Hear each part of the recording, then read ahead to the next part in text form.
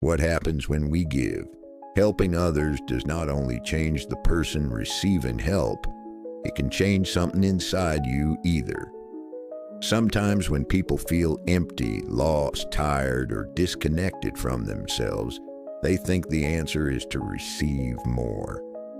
More attention, more comfort, more recognition, more love, and sometimes we do need those things. But there is another kind of healing that happens when we give. Not because we're trying to prove our worth, not because we're trying to be needed, but because helping someone reminds us that we still have value to offer. When you help another person, your brain does not only notice their relief, it also feels your own usefulness coming back to life. There is a quiet happiness that comes from giving, a kind of energy that appears when your attention moves away from only your pain and towards someone else's humanity. This is why helping can feel so powerful. The brain often responds to meaningful giving with chemicals connected to reward, bonding, and calmness. Dopamine can make helping feel rewarding. Oxytocin can create a feeling of connection and warmth. Serotonin is connected to mood, calmness, and emotional balance. So when you help someone sincerely, your brain may begin to feel something like, I matter, I am connected, I can still make a difference. And that feeling can be deeply healing. Mahatma Gandhi once said, now the best way to find yourself is to lose yourself in the service of others. Maybe that is because helping pulls us out of the prison of self-focus.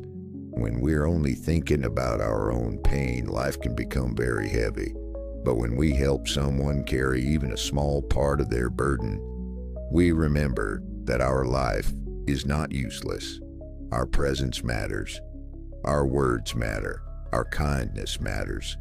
A small act can change someone's day. A gentle message, a patient conversation, a meal, a ride, a moment of listening, a hand given at the right time. These things may look small from the outside, but emotionally they can be huge. Anne Frank once wrote, no one has ever become poor by giving.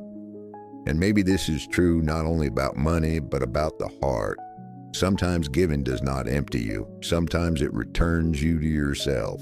It reminds you that you are not only a person who needs help, you're also a person who can bring help. You are not only wounded, you can still be warm. You're not only tired, you can still be useful.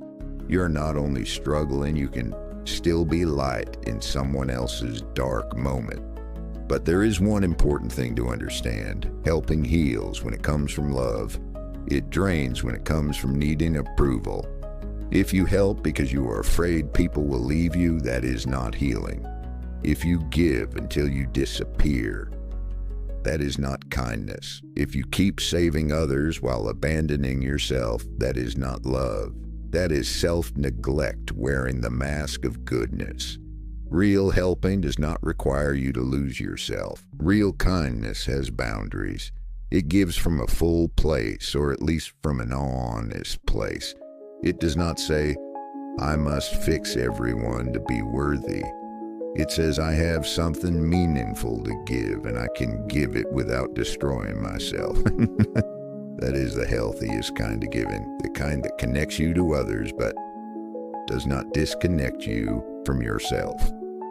Because helping others can remind you of your value, can wake up compassion, can bring energy back into your body. It can make life feel meaningful again. And maybe sometimes the moment you help someone else stand, something inside you stands too. Quiet psychology. Thank you for watching.